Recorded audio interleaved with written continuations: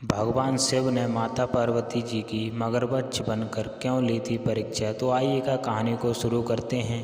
कहानी शुरू करने से पहले यदि आप हमारे चैनल पर नए हैं तो वीडियो को लाइक और चैनल को सब्सक्राइब करना बिल्कुल ना भूलें। तो श्रोतागण बंधुओं, भगवान भोलेनाथ का इस संस्कृति का रचयिता माना जाता है। उनका आदि न ही अंत है, न ही पौराणिक कथाओं के अनुसार भगवान शिव का विवाह माता पार्वती के साथ ही हुआ है। इस विवाह के लिए माता पार्वती जी ने सैकड़ों वर्षों तक कठोर तपस्या की। उसके बाद भगवान भोले बाबा से मैया पार्वती का विवाह हुआ था। तो हिंदू धर्म में सोमवार के दिन बेहद महत्व माना जाता है। सोमवार का दिन भगवान भोलेनाथ को समर्पित होना है। जो भी व्यक्ति सोमवार के दिन विधि विधान से शिव जी का पूजन कर और आराधना करते हैं, उनके जीवन में समस्त कष्ट दूर हो जाते हैं। इसके साथ ही भगवान शिव जी जीवन में सुख संपत्ति का वास करते हैं और भगवान भोले बाबा को बेहद जल्दी प्रसन्न होने वाले देवता भी माना जाता है। भोलेनाथ का विवाह माता पार्वती जी के साथ में हुआ है। इसके लिए पार्वती जी ने सैकड़ों वर्षों तक कठिन तप किया था। तप के बाद जब एक वक्त ऐसा भी आया था जब मैया पार्वती जी को भगवान शिव की परीक्षा का सामना करना पड़ा। आइएगा जानते हैं इस कहानी के माध्यम से। पौराणिक कथाओं के अनुसार माता पार्वती ने भगवान शिव को अपने पति के रूप में पाने के लिए सैकड़ों वर्षों तक कठोर तप किया था। उनकी तपस्या को देखकर देवताओं ने शिव जी से देवी पार्वती की मनोकामना पूरी करने की प्रार्थना की थी। इसके बाद भगवान भोले बाबा ने सप्त ऋषियों को पार्वती जी की परीक्षा लेने के लिए भेजा था। इस परीक्षा के दौरान सप्त ऋषियों ने शिव जी के ढेरों अवगुणों को बताते हुए माता पार्वती से शिव जी से विवाह करने का, लेकिन पार्वती जी ने निर्णय से टस मस नहीं हुई। इस पर खुद भोले बाबा ने माता पार्वती से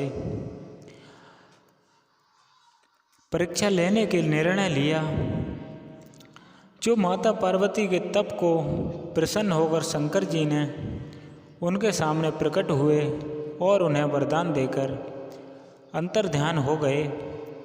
कुछ क्षणों के बाद ही एक मगरमच्छ ने एक लड़के को पकड़ लिया और लड़का मदद के लिए पुकारने लगा।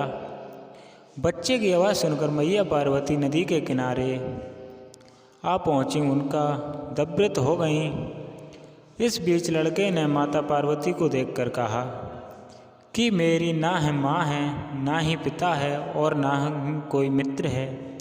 माता आप ही मेरी रक्षा करती और आप ही रक्षा करें। इस पर माता पार्वती ने मगरमच्छ से कहा कि ग्रह इस लड़के को छोड़ दें।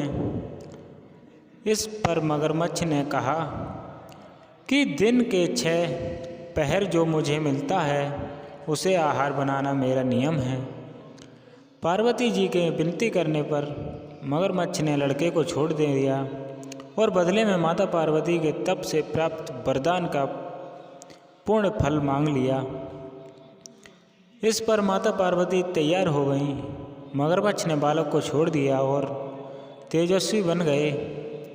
अपने तप का फल दान करने के लिए माता पार्वती जी ने बालक को बचा लिया। एक बार फिर भोले बाबा प्रसन्न हुए और प्रसन्न करने के लिए तप करने बैठ गईं। इस पर भोले बाबा ने दोबारा प्रकट हुए और पूछा कि तुम क्यों तप कर रही हो? मैंने तुम्हें पहले ही मानव दान दे दिया है। इस पर पार्वती जी ने कहा तप का फल दान करने की बात आई है। तो इस पर शिव जी प्रसन्न होकर बोले, मगरमच्छ और लड़के दोनों के स्वरूप में मैं ही था। मैं तुम्हारी परीक्षा ले रहा था कि तुम्हारा चिंता परिमाण और मैं सुख दुख के अनुभव करता हूँ या नहीं। तुम्हारी परीक्षा लेने के लिए मैंने ये लीला रचाई थी। अनेकों रूप में देखने वाला और एक ही सत्य हूँ, अनेक शरीरों में नजर आने वाला, निर्विकार हूँ।